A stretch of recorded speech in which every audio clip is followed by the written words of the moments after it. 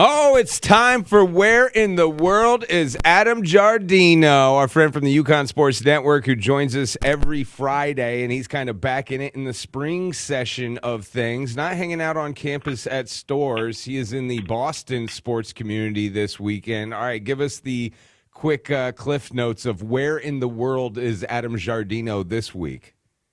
We got Harvard men's and women's lightweight rowing taking on Boston University, MIT, and Navy. So that's tomorrow morning at 7:45. If you want to catch me with your coffee on ESPN Plus, you can certainly do that. Awesome. And then softball doubleheader against Brown, Harvard against Brown, beginning at 12:30 tomorrow. So a couple of teams over 500 in the Ivy League, so it should be a fun doubleheader. All right, you're the only connection we have to the sport of rowing, and we always have questions. And Kurt brought up a good one, knowing that you were going to be at some rowing this weekend. Isn't it going to be cold?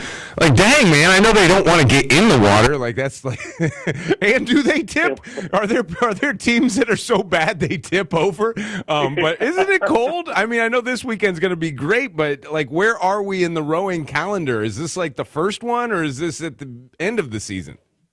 Yeah, we're about a month in. Yeah, these athletes, they're working out on the water in January and February. So I know, and their practices are at generally, especially the Boston-based schools, because they compete on the Charles River. They sort of need to be off the Charles for recreation, boating, and all of that during the day. So these athletes, even Uconn, I know that the rowers, I got one of them in my class that I'm teaching, that they're up.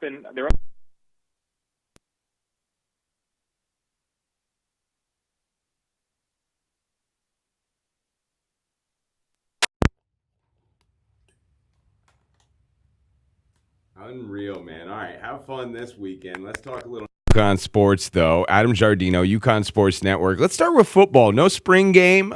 We have already been through the spring session. It's like you blink and it's already over. A lot different than what we've been used to over the years is having a spring game, knowing what's coming up on the roster. Nowadays, like, we just get what we can get. Don't really believe anything until about 2 weeks to go for the season with all the transfer portal and everything. But we're looking it up inside the studio as well, like this transfer class, if that's what we call it these days, this transfer class that's coming in for Uconn football looks pretty good. Just on paper, with the height, the weight, and what we know statistically, what these boys have been through already in Division I football, it looks pretty good on paper. I mean, I don't know what your opinion is, but I thought defense really got loaded up. It did, and it needs to, and I think that's definitely going to be the recipe for success for Jim Mora until further notice, and that's fine. It's a great place to work. Obviously, you need to make sure that you're hitting. You know, a guy like a Jaden McDonald coming in last year as the middle linebacker out of Troy to help patch the hole vacated by Jackson Mitchell, one of the best tacklers in program history. I mean, those were huge shoes to fill, and you better believe that we and a lot of people would have been talking about Jackson Mitchell's absence if a guy like Jaden McDonald didn't come in so seamlessly. So there is, and that's a transfer, a guy with experience who comes in from a Troy program that's obviously a smaller-ish program in some sense, but they're Sun Belt champions over the last handful of years, and they're a program that wins games. And Jaden McDonald was incredible at coming into this program. So, you bring in 17 transfers, a lot on the defensive side. You don't need to hit on everybody, but you just need to come in and hit on just a couple of guys that if 3 or 4 of these transfers end up being above average starters for UConn's defense, then I think they've done their job. Yeah, I like what I see, and I don't want to slight the offensive side of the ball either. Saw that offensive tackle with some size from Notre Dame, not to mention MJ Flowers, the running back. I'm super excited to see what he can do. We got a couple of good big-time receivers from some Power 5 level programs that have actually had some catches with those programs. But I just love the defensive line. Looks like nothing but nasty. And then we've got another, I don't want to call him Jackson Mitchell, but Jackson Mitchell was a local linebacker that was getting pro scouts every single Saturday and had kids all over the state wanting to emulate him and follow in his footsteps and be a great high school player here and then go to Uconn and win games there. I'm looking at Taekwon King, West Haven. He went to Temple last year. He's transferring into Uconn. I've seen it on a couple of newspapers already. Everybody's excited about this kid, I think, for multiple reasons, but I think he might have that juice that Jackson Mitchell brought to the program as well. Right. And, obviously you're not signing kids to win the press release. You're signing kids to help you win games. But at the end of the day, being able to recruit kids in your backyard, and that's a backyard that can expand to New York State and Rhode Island, Massachusetts, up through New England. I mean, this is in terms of being competitive now on a regional level. Obviously, being independent at the moment maybe isn't as glorious and glamorous as a Boston College playing in the ACC. But if you're winning more games every year against Boston College and you're winning some of those head-to-head battles on the gridiron, then you're going to start winning those battles in the transfer portal and on the recruiting trail. And I think it's super important that, when you think back to the guys that were brought in under Randy Edsall 1.0 in the rise of this program to 4 straight bowl games, the Fiesta Bowl, all of that, it was at a time where obviously Uconn was in a different state with conference and they were competing in the same conference as a Syracuse, a Pittsburgh, or Rutgers. They were winning recruiting battles for kids out of Pennsylvania, New York, and New Jersey. And, that's a fertile recruiting ground. I think right now being able to show that you can win in Connecticut, until whatever happens, obviously this conversation isn't about conference realignment, but whatever might be in the future for Uconn football's program, at the moment it's independent. And so you've got to find ways to leverage your status in the region and make Uconn an attractive place for kids to come and make it so homegrown talent that may have started elsewhere at Temple down in Philadelphia, which isn't too far from home, it's a drive, but right. Bring them back home and make it worthwhile. Any thoughts before we move into sports that are actually active, sticking with the transfer portal, moving to men's basketball, though? Any thoughts on those guys moving in, guys moving out? We have had a lot of change at the point guard position. We were just looking up Isaiah Abrams going to Georgetown. Happy for the kid. I know he's going to come back and score like 20 on us at stores. I just know it. But any thoughts on these guys coming in, coming out? We also have the point guard from Dayton, the point guard from Georgia that just committed, signed transfer portal intent. I don't know how that works anymore, but they're coming to Uconn. Yeah, exactly. I think it's there's one more signing that still needs to happen, and you hope it's Alex Caravan, right? I mean, to me, that is the biggest.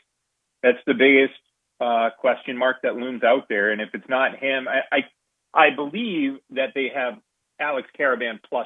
So there's probably another forward out there that you could go out and get to be a depth piece behind Terrace Reed. And I think that that's necessary, just a guy that can come in and go block a shot or two and commit a foul or two off the bench. And you bring in all the freshmen who they've got the height. It seems like there's going to be depth in the front court in that sense. So it's not an urgent need as much as getting 2 guards were, which is phenomenal. But to me, man, it's Alex Caravan, that decision. And for Alex, there is no wrong decision that can be made. We are not in his shoes. Finances are finances. And I think in this day and age, that's what it's going to come down to with NIL and what can he make as a second round pick likely in the NBA draft. And, is it worth deferring one more year of professional play? And there's a million questions. And, none of us can answer it for him. I think a lot of us want to answer it for him and say, come on back to Stores. But I just think it's, we won't be surprised either way, but, and it's going to be hard to be disappointed either way because of what he's done for the program over 4 years.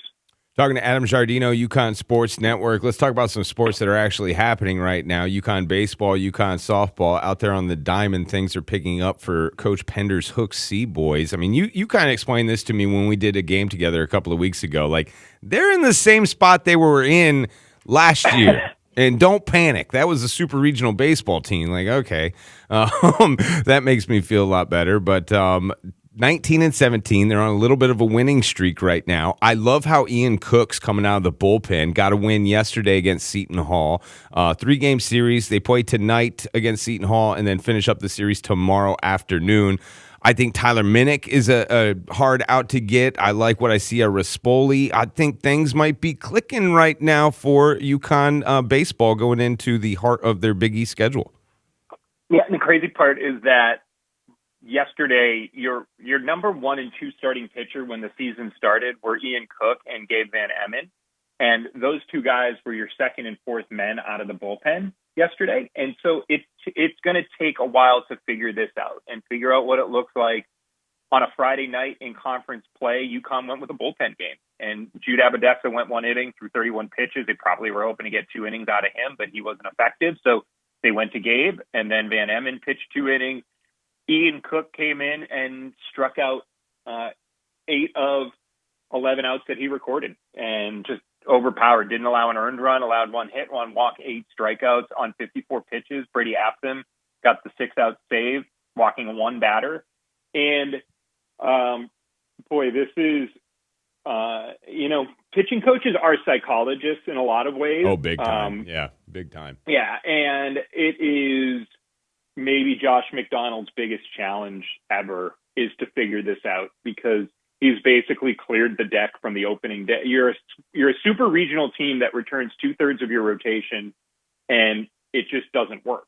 And getting Gabe Van Emmen back to speed and Ian Cook, get him back up to speed, figure it out. And, Ian Cook last weekend, Ben, he pitched on Friday and Sunday. He threw 3 innings each out of the bullpen on each game. So I think Ian is available on Sunday again. It was 54 pitches, so maybe you got 25 to 30 pitches out of him on Sunday. You just don't know how it's all going to look. But the numbers are absolutely incredible for Cook since he's transitioned to the bullpen. And however it looks, it's going to be different. But oftentimes when you get to those postseason regional formats, double elimination, stuff gets ugly real quick. And so, you don't often get through a regional throwing 3 starting pitchers, 7 innings apiece, and just getting out of there without, much sweat. Hopefully they just keep on winning. Again, Saturday, the broadcast will be on our sister station, WPOP, 1410 AM, 100.9 FM. UConn baseball taking on Seton Hall. That will be the final game of that series as they make way for the Easter holiday. Let's talk softball, man. They're 25-14. They've got 2 players that are just dynamite at the plate. Caitlin Breslin, she was the one who had the 4 home runs in one game, right? Yes. Yeah, she is just amazing. That was top plays for ESPN. Grace Jenkins, she's batting .403. Grace Jenkins has 15 long balls, and then Breslin with 13 home runs. Just some mashers, but they got some pitching as well. They're 25-14. And Coach Valentina is talking about with Bob Joyce yesterday, and you got to explain this to us because we've been arguing about this in the studio. She was just mentioning how the long balls really come into play more for softball this year, 2025, than it ever has. And why? Well, you can't steal as easy as you used to. Why? Because if you leave early this year, 2025 Division I softball, that is a play that can be looked at, an instant replay. And I don't know what we're looking at, though, as far as leaving early. Now, for all of us, we're thinking of our little league rules because, baseball, you can lead off. Softball, you can't. Is it when the ball leaves the hand of the pitcher? Is it when it crosses the hip? Is it when it hits the catcher mitt? When can someone take off in Division I softball right now to steal second? Yeah, it's out of the hand. Absolutely. Out of the hand. And it's an automatic out. So it's not, hey, slap on the wrist, go back to first. You're out. And so that's why you just don't want to risk it. So you're then risking it on 2 fronts. You're right. You're risking it on the end of, if the catcher throws you out, there's no argument from the team that's playing defense. And if you're safe and there's an argument to be made, then they're going to challenge it. And so, there's, it is different certainly than in years past. UConn is still a team that is top 70 in the country in stolen bases per game out of 300 teams. So they're still one of the top 25% of aggressive teams in the country in that department, and it helps to have Lexi Hastings, who is going to go down as one of the best in UConn history.